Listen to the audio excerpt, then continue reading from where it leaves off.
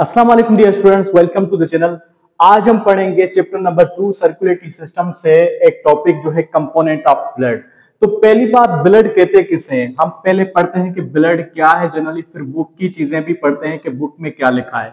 देखो बेटा, ब्लड जो है हमने ऑलरेडी पढ़ा है कि सर्कुलेटरी सिस्टम या कार्डियोवास्कुलर सिस्टम जो है उसके अंदर 3 कंपोनेंट्स होते हैं मेनली। एक हार्ट, दूसरे ब्लड वेजल्स, तीसरी जो होती है ब्लड खुद होता है। अब ब्लड जो है एक टिश्यू का टाइप है, it is a type of tissue, जो कि एक अजीब बात है कि टिश्यू है लेकिन only it is a tissue which is in liquid form, क्योंकि इसके अंदर जो सेल्स हैं वो सस्पेंडेड है लिक्विड के अंदर।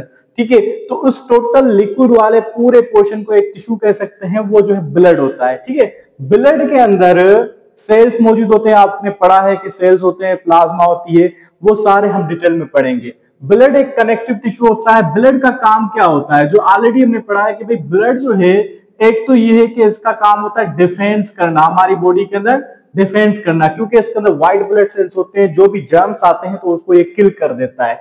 इसके अलावा ब्लड का काम होता है गैसेस को ट्रांसपोर्ट करना। गैसेस जो ऑक्सीजन हमारी बॉडी को चाहिए एनर्जी जो है बनाने के लिए, खाने को तोड़ के उससे एनर्जी निकालने के लिए, रेस्पिरेशन के प्रोसेस के लिए, तो उसके लिए बेटा जो है गैसेस चाहिए होते हैं। तो गैसेस कैसे ट्रांसपोर्ट होंगे? ब्लड के अंदर डिप होके जो है ट्रांसफर होंगे पूरी बॉडी के अंदर। ठीक है बेटा, इसके अलावा जो है ब्लड का काम यह है कि फूड को भी ट्रांसपोर्ट करता है। फूड जो हम खाते हैं, डाइजेस्टिव सिस्टम ने पहला चैप्टर पढ़ा था, उससे जो खाना बनता है उसमें जो भी चीजें निकलती है काम की चीजें, वो ब्लड के जरिए पूरी बॉडी तक पहुंचती है। ठीक है, तो फूड का भी ये काम करता है। इसके अलावा जो वेस्ट मटेरियल होते हैं बॉडी के अंदर, जो मेटाबॉलिक रिएक्शंस होते हैं चलते रहते हैं, उसका बाय प्रोडक्ट्स निकलते हैं, उसको भी ये बाहर रिमूव करवाने में, कैरी करने में हेल्प करता है ब्लड। तो ब्लड कितना होता है इंसान की बॉडी के अंदर? एक एडल्ट जो है मेल के अंदर 5.5 लीटर तक होता है। ठीक है, और जो एडल्ट फीमेल है उसके अंदर 5 लीटर ब्लड होता है। ठीक है बेटा। अच्छा, उसके अलावा ब्लड की कंपोजिशन क्या है? ब्लड के अंदर 2 चीजें मेन होती हैं। ब्लड के अंदर 2 चीजें मेन होती हैं। अच्छा, एक तो प्लाज्मा होता है, ठीक है, दूसरा सेल्स होते हैं। ये 2 मेन पोर्शंस होते हैं जो हमें डिस्कस करने हैं। चलो देखते हैं कि ब्लड की कंपोजिशन क्या है। ब्लड देखो बेटा, ब्लड के अंदर 2 चीजें हैं, ए और बी। ए प्लाज्मा, दूसरा बी सेल्स। सेल्स जो होते हैं आरबीसीज, डब्ल्यूबीसीज और प्लेटलेट्स। इसके अलावा जो कुछ भी है ब्लड के अंदर उसको हम प्लाज्मा कहते हैं। ठीक है, प्लाज्मा जो है लिक्विड पोर्शन जो होता है उसको कहते हैं, आप कह सकते हो लिक्विड पोर्शन या नॉन लिक्विड पोर्शन। इसके अंदर भी कुछ नॉन लिक्विड पोर्शन में सॉलिड चीजें होती हैं, लेकिन इसके अंदर ज्यादा पानी होता है। ठीक है, तो प्लाज्मा पहले पढ़ते हैं। प्लाज्मा के अंदर क्या है बेटा? प्लाज्मा जो है वो तकरीबन 55% होता है। अगर हम जो है बात करें कि ये पूरा पोर्शन है, उसमें ये जो होता है 55% जो है ये होता है। ठीक है बेटा, 55% तो इस तरह से कुछ हो जाएगा, 55% और ये 45% जो है वो सेल्स होते हैं। अब 55% प्लाज्मा के अंदर क्या क्या होता है? प्लाज्मा की कंपोजिशन को देखें तो 90% उसके अंदर पानी होता है, बाकी 10% डिसॉल्व चीजें होती हैं। वो कौन सी होती हैं? देखो, अगर पानी ना होता तो एक चीज चलती नहीं, मतलब कोई चीज बहती नहीं जिसके अंदर कोई चीज डिसॉल्व होके जाए, इसलिए पानी ज्यादा होता है प्लाज्मा के अंदर, अल्लाह ताला ने रखा है। एक और चीज होती है सीरम, वो क्या है वो भी बताता हूं बाद में। अच्छा, 90% वाटर होता है, उसके अलावा दूसरी चीजें होती हैं 10%। वो कौन सी होती हैं? एक प्लाज्मा प्रोटीन्स होते हैं। क्या होते हैं? Plasma proteins. वो तकरीबन 7 to 9% होते हैं। उस प्रोटीन्स में कौन सी प्रोटीन होती है? फाइब्रिनोजिन, जो ब्लड क्लॉटिंग में हेल्प करवाती है। ब्लड क्लॉटिंग क्या होती है बेटा? नेक्स्ट टॉपिक है कि किस तरह से क्लॉटिंग होती है, वो हम पढ़ेंगे। लेकिन क्लॉटिंग क्या होता है? जब भी कोई इंजरी होती है तो ब्लड बहता है, क्योंकि ये लिक्विड की फॉर्म में, उसको रोकने के लिए कुछ चाहिए, रोकना जरूरी है, क्योंकि वरना पूरा ब्लड बॉडी का निकल जाएगा, बंदा मर जाएगा, क्योंकि कोई चीज ट्रांसपोर्ट नहीं होगी, बंदा खत्म हो जाएगा। तो उसको रोकने के लिए हमारी बॉडी के अंदर कुछ प्रोटीन्स होती है जिसको कहते हैं फाइब्रिनोजिन, जो वहां पे एक लेयर बना देती है इंजर्ड एरिया पे, एक जो तय बना देती है, वो उस लेयर की वजह से एक कवरिंग बन जाती है, वहां से फिर ब्लड नहीं निकलता। किसी बंदे के अंदर अगर ये फाइब्रिनोजिन नहीं होते तो उसका ब्लड जो है बहता जाता है और इंसान मर जाता है। ये एक बीमारी होती है। उसके अलावा प्रोटीन्स में क्या होते हैं? एंटीबॉडीज। एंटीबॉडीज या इसको इम्यूनोग्लोबुलिन्स भी कहते हैं, इम्यूनोग्लोबुलिन्स भी कहते हैं। ये क्या होते हैं? ये एंटीबॉडीज हमारी बॉडी के जो व्हाइट ब्लड सेल्स हैं वो प्रोड्यूस करते हैं केमिकल्स, जो ये प्रोटीन्स हैं वो डिफेंस के लिए काम आते हैं। जो भी जरासीम आते हैं उसको एंटीजन कहते हैं, उसको ये मार देते हैं, उसको किल कर देते हैं, तो उसको एंटीबॉडीज कहते हैं। इसके अलावा अल्ब्यूमिन्स क्या है? प्रोटीन्स है, जैसे कि एक के अंदर भी अल्ब्यूमिन होती है, इसी तरह से अल्ब्यूमिन हमारे ब्लड के अंदर होती है बिल्कुल कम अमाउंट में। इसका काम क्या होता है? ये आपका ऑस्मोलैरिटी को बैलेंस करता है। अब ऑस्मोलैरिटी क्या है? What is osmolarity? ऑस्मोलैरिटी क्या है बेटा? Maintenance of solute and solvent concentration. Solvent ज्यादा ना हो जाए, सोल्यूट कम ना हो जाए, सोल्यूट ज्यादा ना हो जाए, सॉल्वेंट, इन दोनों को बराबर करना जितना चाहिए ब्लड के अंदर, उसको मेंटेन करवाने का काम करता है एल्ब्यूमिन। ठीक है बेटा। इसके अलावा मिनरल आयंस होते हैं, दूसरी पॉइंट के मिनरल आयंस होते हैं ब्लड के अंदर। मिनरल आयंस कौन से? साल्ट्स होते हैं, क्लोराइड्स होते हैं, बाइकार्बोनेट्स होते हैं, जो कि हमारी बॉडी को चाहिए होते हैं, क्योंकि वो ट्रांसपोर्ट कर रहा है। ब्लड एक किस लिए काम आता है? ट्रांसपोर्ट करने के लिए, ट्रांसपोर्ट ऑफ फूड, ठीक है, गैसेस वगैरह ट्रांसपोर्ट करने में ये काम आता है। तो ये जो है इसके जरिए ट्रांसपोर्ट होकर बॉडी के अंदर जाते हैं साल्ट्स, क्लोराइड्स, बाइकार्बोनेट्स। इसके अलावा यूरिक एसिड वगैरह सब चीजें जो है ट्रांसपोर्ट होती हैं, जो भी ब्लड के अंदर होती हैं। अच्छा, मेटाबोलाइट्स में ये एक्चुअली आ जाता है। मेटाबोलाइट्स मतलब हमारी बॉडी के अंदर जो रिएक्शन हुआ उसमें जो प्रोडक्ट्स बने या उससे पहले जो प्रोडक्ट हैं, तो वो प्रोडक्ट रिएक्शन से पहले वाले या आखिर वाले जो ट्रांसपोर्ट होने हैं, जो बैक वापस जो ट्रांसपोर्ट होने हैं, बॉडी से निकालने हैं, तो खराब मादे वो भी इसके अंदर डिसॉल्व होते हैं, उसको कहते हैं मेटाबोलाइट्स। इसमें अमीनो एसिड्स होंगे, ग्लूकोज हो गया, यूरिक एसिड हो जाएगा, ये सारी चीजें जो है इसमें आ जाएगा, यूरिया भी इसमें आ जाएगा। ठीक है बेटा। इसके अलावा हार्मोन्स, ब्लड के अंदर क्या होता है? हार्मोन्स होते हैं। अब हार्मोन्स क्या होते हैं? Hormones are chemical messengers. ये क्या होते हैं बेटा? Chemical messenger. जैसे कि आपने पढ़ा होगा न्यूरॉन कभी पढ़ा है बेटा? Neuron are the basic unit of nervous system, nephron are the basic unit of urinary system of man. इसी तरह से ये जो हार्मोन जो है केमिकल कोऑर्डिनेशन, मतलब हमारी बॉडी में दो टाइप के कोऑर्डिनेशन होते हैं। एक नर्वस कोऑर्डिनेशन जिसमें न्यूरॉन्स के जरिए बॉडी में कम्युनिकेशन होती है, दूसरा होता है केमिकल कोऑर्डिनेशन जिसमें हार्मोन्स होते हैं जो बॉडी में कम्युनिकेशन करते हैं। जैसे कि एक इंसुलिन हार्मोन है। क्या है बेटा? इंसुलिन हार्मोन है एक। ये क्या करता है? जब ब्लड के अंदर ग्लूकोज लेवल जो है ज्यादा हो गई, ग्लूकोज लेवल ज्यादा हो गई, तो ये क्या करता है? ग्लूकोज को, ये ग्लूकोज ज्यादा हो गए, इन ग्लूकोज को आपस में जोड़ देता है, जोड़ के जो है जमा कर देता है, ग्लाइकोजन में कन्वर्ट कर देता है। किसमें? ग्लाइकोजन में कन्वर्ट करके स्टोर करवा देता है। तो ये खुद नहीं करेगा, ये ऐसा कोई मैकेनिज्म जो है स्टिमुलेट करेगा जिसकी वजह से ये सारा प्रोसेस होगा। तो ये इंसुलिन क्या कहला है? ये क्या कर रहा है कि मैसेंजर के तौर पे काम कर रहा है कि भाई ग्लूकोज को आप ग्लाइकोजन में कन्वर्ट करो, किसी भी मैकेनिज्म को। तो ये इंसुलिन एक हार्मोन है। इस तरह से बहुत सारे हार्मोन होते हैं बॉडी के अंदर, वो इसके जरिए, ब्लड के जरिए ट्रांसपोर्ट होते हैं टारगेटेड एरियाज के अंदर। तो हार्मोन्स जो है वो उसके अंदर होते हैं। इसके अलावा प्लाज्मा के अंदर गैसेस भी होती हैं। वाटर गैसेस, कौन सी गैसेस होती हैं? आपका ऑक्सीजन भी होता है, कार्बन डाइऑक्साइड भी होता है, जो कि आपकी बॉडी में ट्रांसपोर्ट होना जरूरी है। ठीक है बेटा, ये हो गया प्लाज्मा के बारे में। अच्छा, प्लाज्मा और सीरम में क्या फर्क है? देखो हमने पढ़ी थी कि प्लाज्मा के अंदर प्लाज्मा प्रोटीन्स होती हैं जो कि कुछ क्लास। ठीक है बेटा, अब हम पढ़ते हैं कि cell types found in blood. फिर ब्लड के अंदर कौन से टाइप्स के सेल्स होते हैं? हमने प्लाज्मा का पढ़ लिया कि प्लाज्मा के जो है वो अंदर क्या होता है, प्लाज्मा क्या होता है। ब्लड के अंदर हमने पढ़ा कि ब्लड के अंदर दो चीज़ें होती है, एक प्लाज्मा और ब्लड सेल्स होते हैं। तो चलें पढ़ते हैं कि ब्लड सेल्स कौन से होते हैं जो है इसके अंदर, ब्लड के अंदर। ठीक है बेटा, तो ब्लड सेल्स होते हैं वो तकरीबन 45% जो है वो ऑक्यूपाई करते हैं ब्लड का हिस्सा। उस 45% में जो कौन से ब्लड के सेल्स आ जाते हैं, वो 3 टाइप्स के सेल्स होते हैं। एक जो है आरबीसीज हैं, आरबीसीज, दूसरे डब्ल्यूबीसीज हैं, ठीक है, तीसरे प्लेटीलेट्स होते हैं। ठीक है, प्लेटीलेट्स होते हैं। आरबीसीज की जो लाइफ होती है 120 डेज होती है, और डब्ल्यूबीसीज की जो लाइफ होती है वो 3 to 4 डेज होती है। ठीक है। आरबीसीज की लाइफ क्यों ज़्यादा होती है, वो इसलिए ज़्यादा होती है क्योंकि इसके अंदर ना न्यूक्लियस है, ना जो है कोई ऑर्गेनल्स होते हैं, इसके अंदर कोई दूसरा मैकेनिज्म नहीं होता, इसके अंदर जस्ट बैग है हेमोग्लोबिन का, इसके अंदर हेमोग्लोबिन होता है, वो कैरी करता है ऑक्सीजन को और कार्बन डाइऑक्साइड को ट्रांसपोर्ट करने में हेल्प करते हैं। बाकी जो डब्ल्यूबीसीज होते हैं वो जल्दी जो है एक्सपायर हो जाते हैं, वो इसलिए क्योंकि ये इनका काम होता है खराब मादों को अपने अंदर लेना, जर्म्स वगैरह को किल कर देना, तो ये खुद टॉक्सिक हो जाते हैं, फिर ये खत्म हो जाते हैं। अच्छा, प्लेटिलेट्स का काम क्या होता है? आरबीसीज का काम होता है जो है गैसेस को पहुंचाना, तकरीबन ऑक्सीजन, लेकिन कुछ हद तक जो है कार्बन डाइऑक्साइड को भी ये पहुंचाता है। लेकिन जो डब्ल्यूबीसीज होते हैं ये डिफेंस का काम करते हैं। प्लेटिलेट्स क्या होते हैं? ये जब इंजरी होती है कोई बॉडी के अंदर, फिर उसको इंजरी को रोकने के लिए उसमें जो ब्लड बहता है बाहर निकल ना जाए बॉडी से, हमने पढ़ा था कि 5.5 लीटर होता है मेल के अंदर और 5 लीटर होता है फीमेल के अंदर।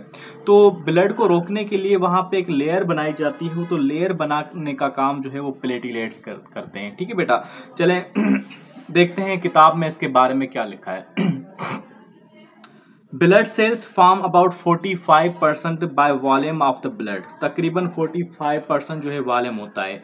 This include red blood cells होते हैं, व्हाइट ब्लड सेल्स होते हैं एंड प्लेटलेट्स होते हैं, ये 3 टाइप्स के।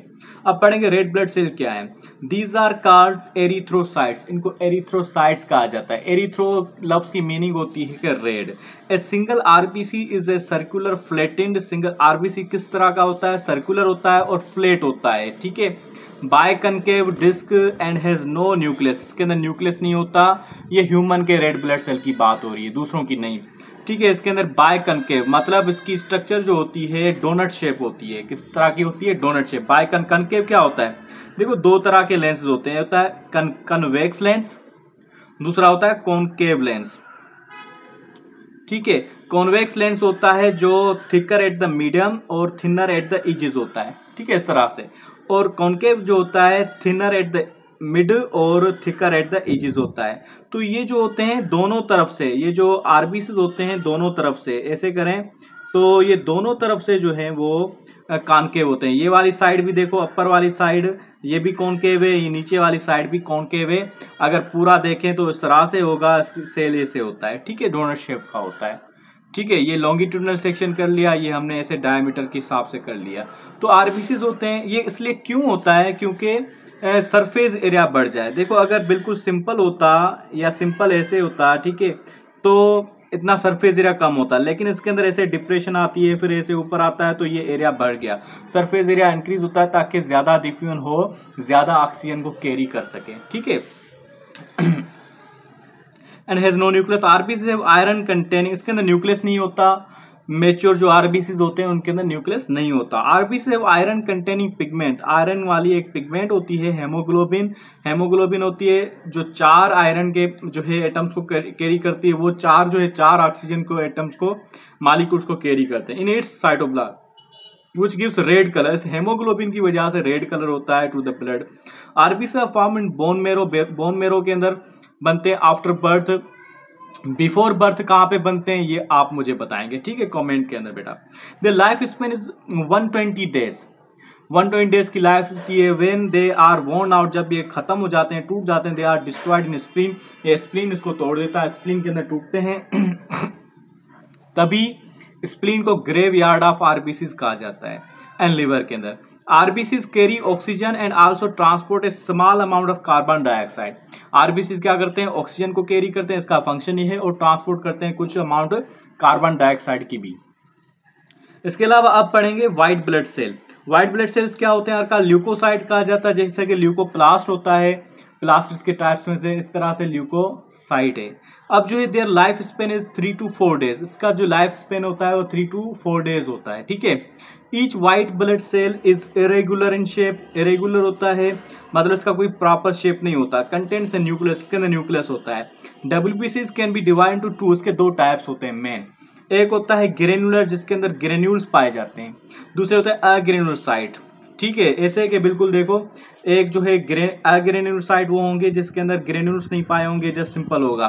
दूसरे होंगे ग्रेन्यूल्स, इस तरह के ग्रेन्यूल्स इस तरह से पाए जाएंगे तो ग्रेनुलोसाइट कहा जाएगा। ठीक है, अब पढ़ते हैं कि ग्रेन्युलोसाइट या ग्रेन्युलर जो है ल्यूकोसाइट क्या है।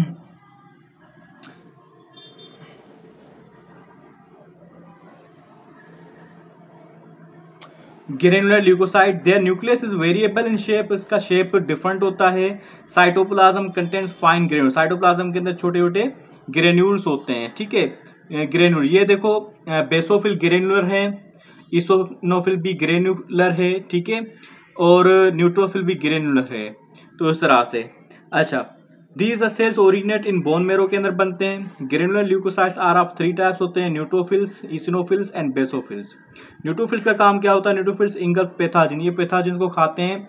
अगर ये इनको मोनोसाइट्स भी बोला जाता है। क्या बोला जाता है? मोनोसाइट्स, सॉरी, इसको माइक्रोफेजिस कहा जाता है, माइक्रोफेजिस। न्यूट्रोफिल को माइक्रोफेजिस कहा जाता है, और आगे पढ़ेंगे मोनोसाइट्स, इसको मैक्रोफेजिस कहा जाता है। सबसे ज्यादा जो व्हाइट ब्लड होते हैं, सेल्स होते हैं, वो न्यूट्रोफिल्स होते हैं, और हाईली जो है स्पीड वाले जो होते हैं वो भी न्यूट्रोफिल्स होते हैं।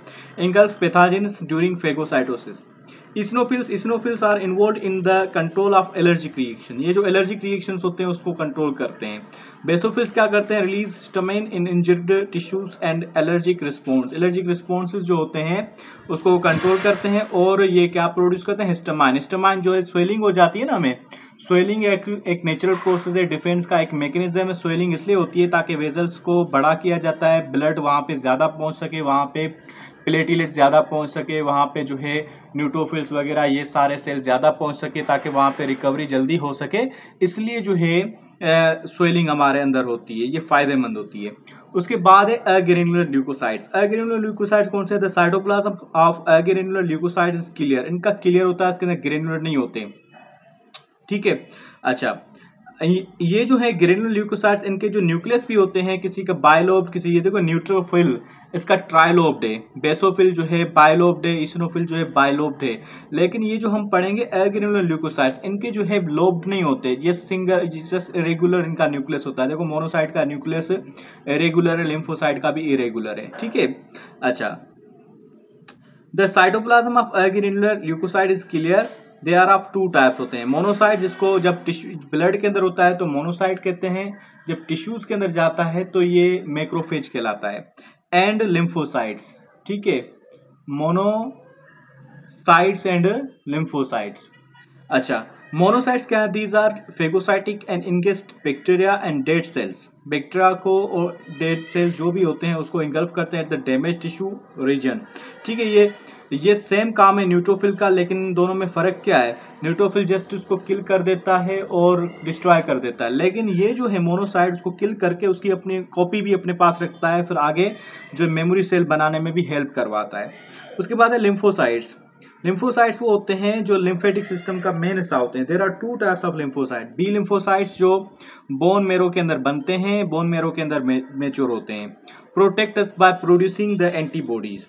टी लिम्फोसाइट्स वो होते हैं जो बोन मेरो के अंदर बनते हैं लेकिन मेच्योर होते हैं थाइमस ग्लैंड के अंदर, जो हमारा स्टर्नम, जो छाती की हड्डी है, वहां पे मौजूद होता है, एक ग्लैंड है। Directly destroy any cell that can be harmful, virus infected cells and cancerous cell. दूसरी इनके बारे में बात यह है कि बी लिम्फोसाइट जो होते हैं ये एंटीबॉडीज प्रोड्यूस करते हैं, टी लिम्फोसाइट्स एंटीबॉडीज नहीं प्रोड्यूस करते। तो इनका चार्ट कैसे है कि ये देखते हैं कि कौन से टाइप्स के सेल्स हैं। देखो ये ब्लड है, ब्लड के अंदर 2 parts, blood plasma, blood corpuscle. Blood plasma के अंदर सीरम हो गया, फाइब्रिनोजिन हो गया, ठीक है, मतलब ब्लड क्लॉटिंग प्रोटीन। फिर ब्लड कार्पस्कल के अंदर आरबीसीज, डब्ल्यूबीसीज, प्लेटलेट्स। आरबीसीज को एरिथ्रोसाइट्स कहा जाता है, डब्ल्यूबीसीज को ल्यूकोसाइट्स कहा जाता है, और प्लेटलेट्स को थ्रोम्बोसाइट्स कहा जाता है। अब जो ल्यूकोसाइट्स होते हैं इसके 2 टाइप्स हमने पढ़े, ग्रेन्युलोसाइट्स एंड ग्रेन्युलोसाइट। यहाँ पे ये चीज लिखी हुई है कि बेटा serum is the clear liquid part of the blood. Clear liquid part होता है ब्लड का, that remains after blood cells and clotting proteins have been removed. इनको अगर निकाला जाए प्रोटीन्स को, ठीक है, क्लॉटिंग प्रोटीन्स को, तो बाकी बचेगा वो सीरम कहलाएगा। अब पढ़ते हैं प्लेटलेट्स। प्लेटलेट्स क्या होते हैं?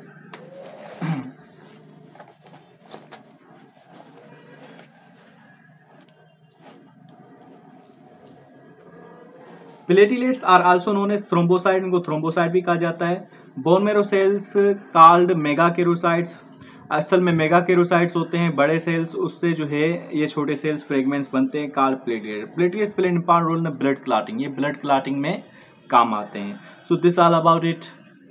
आज के लिए इतना ही। इस लेक्चर के अंदर इंशाल्लाह मिलेंगे नेक्स्ट लेक्चर के अंदर। अगर आपने चैनल को सब्सक्राइब नहीं किया तो चैनल को सब्सक्राइब करें, बेल आइकन को प्रेस करें, अपने दोस्तों के साथ शेयर करें। शुक्रिया।